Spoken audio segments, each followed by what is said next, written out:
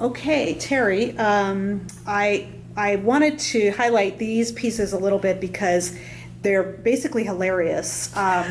We have a car wreck. We have some traffic jams, and if you come see the show, you can see that these little people and little vehicles and things are put on top of the postcards, and sometimes they're sewn, like the moon is sewn on, but some things are pasted on. Where do you get the additional material that goes onto the postcards? Well, when I first started working on postcards, I was working on real photo postcards from the early part of the century. And I would use black and white dictionaries, children's dictionaries. One was one that my mother had when she taught school from the 1940s. That was a Webster's Elementary School edition. And they had just wonderful little line drawings, illustrations, and I liked them a lot, and I was always fascinated by those. So for several years I used nothing but those. Well, at some point when I decided to start working on some of the linen postcards, the colors just called out for color, so I started looking for dictionaries, children's dictionaries, that had colored illustrations, and I found 2 or 3 different kinds that I really liked.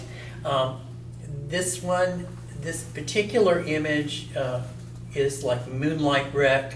I punched a hole, stitched the moon in it, and then put the car crash because it was the illustration for collision. And then we have this police officer who's directing traffic down in Shelby. This is the super highway between Greenville and Spartanburg, South Carolina.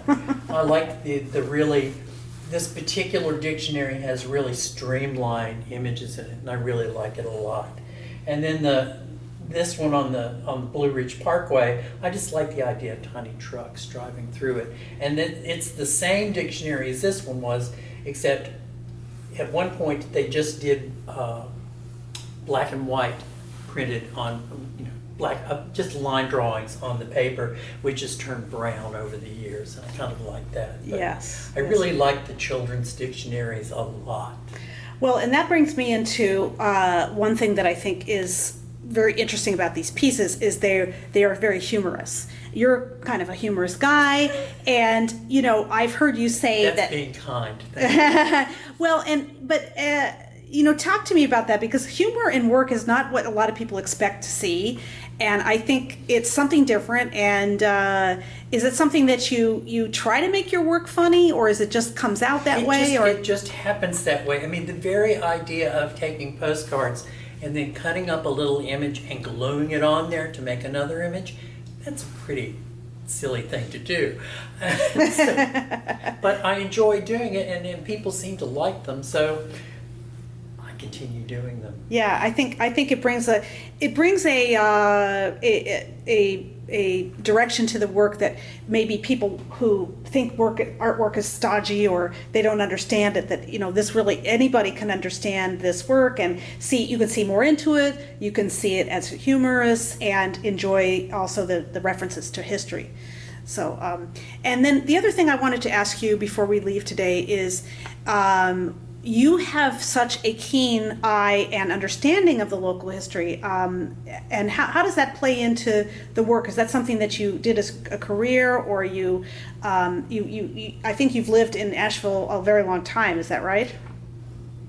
Yeah, let's see. I think I've lived there 30-some years this time. So you've seen a lot of change in Asheville as well, Mm-hmm, yeah. Mm-hmm. And then do you think that you prefer the old fashion times or the new times, or because I know you're on Instagram, so it's not like you're totally locked in the past, but you do send postcards to people, and what's your relationship with history in the past? Well, I mean, we have a past, and we need to honor the past. We also need to say, oh, that was not a good thing that we used to do. But I can't help that, so I just proceed to just try and make little alternate universes of images that, like this large cars on the superhighway.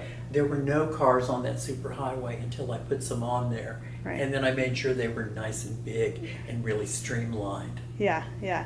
Well, it's definitely a point of view. It's not just any old thing going. I mean, there's such careful thought in how you select the pieces and you know how you precisely place things. So I think that really that's your artistic touch that we've seen. And Thank you. so we've been really happy to have you here, and thank you so much for sharing a lot of your thoughts and processes with us. And we wish you good luck. And it's been a delightful show to have. It has so. been fun. Thank you so much. Yeah, thank you.